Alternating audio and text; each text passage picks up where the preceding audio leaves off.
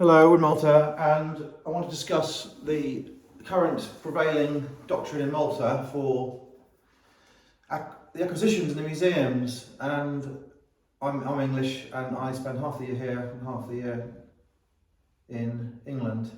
So I spend half the time in Malta, half the time in England, and I'm well aware of what the museums want to own, and I'm well aware about what the visitors to the museums want to see. In London, we're very fortunate that there is more stuff than you can shake a stick at, and there's more stuff than they can actually accommodate and show. And I have great reservations in the fact that the museums have so much stuff they can only show it on rotation, and I think it's a form of hoarding which is unpleasant and avaricious, and the sheer mass of stuff that the museums in London have is colossal. And it's the same in Spain, and it's the same in France, and it's getting that way in Malta. So my criticism of Malta is they recently bought a Preti, and Preti is not Maltese, he's Italian, in fact I think he's Calabrian, and the Maltese wound themselves up and got this very expensive picture bought from a notable auction house, and I tried to find out whether they were exempted the fees. I haven't managed to find out, because I'm not on the inside, still the inside in Malta, I'm an outsider. But for a national government to buy a foreign artist painting and pay a auction house a fee, I think is horrendous. And only a month ago, only a fortnight ago, there was a local sale in Malta where the sale had hundreds and hundreds of lots of Maltese art, and the local government just dipped its toe in and bought a few little token items. And I think that it's disgraceful. I think that they shouldn't have bought the Preti, which looks like all the other Pretis, and they should have bought all the Maltese stuff in the sale locally. And there was some early Maltese art, and there was a lot of 20th century art. And it's not that it's all gone abroad, it will have gone into local collections, but there's no value at all in sticking just another Preti on a wall in a museum in Malta.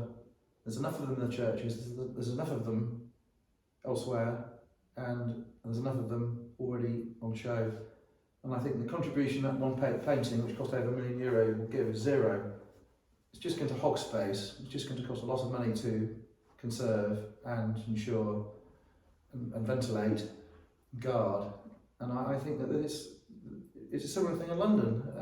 You have the Tate Gallery, for example, on the south bank, a huge old power station, and it's like going to an airport. It's so big. By the time you get inside it, you're tired and you want to have lunch.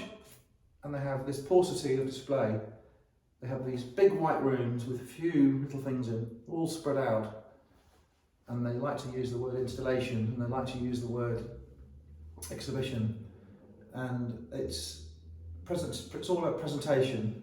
And some of the artworks they have on display there are poor. They had a Picasso exhibition there 2 years ago. It wasn't worth looking at. Stuff in there, rubbish. And it was all the sort of scrapings that the dealers in England and collectors had.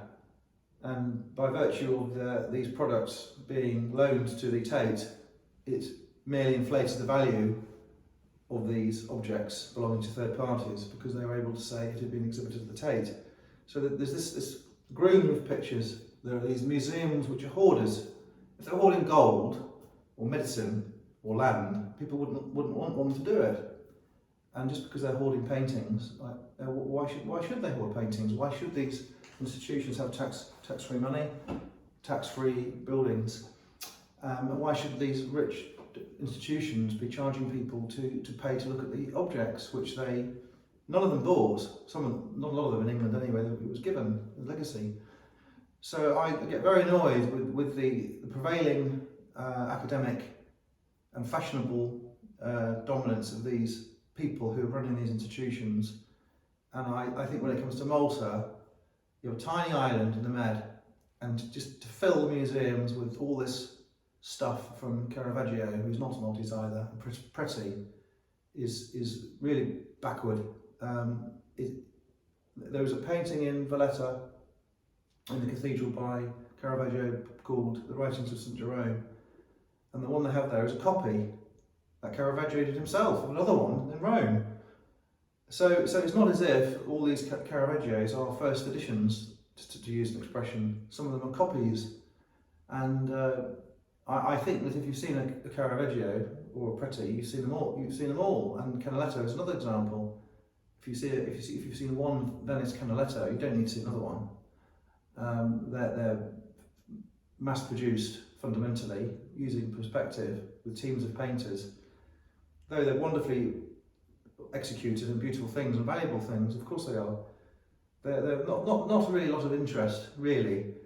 The sunflowers by Van Gogh, there were 6 of them, and I think that we should get past this era where these academics have dictated what we all should like. I think that some of the academics don't know what they're doing, and I think that for a country like Malta to allow the primary product of 20th century artists to be sold a few weeks ago, as I say, and dissipated and distributed without buying it is utter disgrace. And I'm astounded that they have bought, as I say, I know I'm repeating myself, I'm astounded the State of Malta has bought a Preti, not a Maltese painter. Okay, I've vented, you've heard what I think, thanks for looking.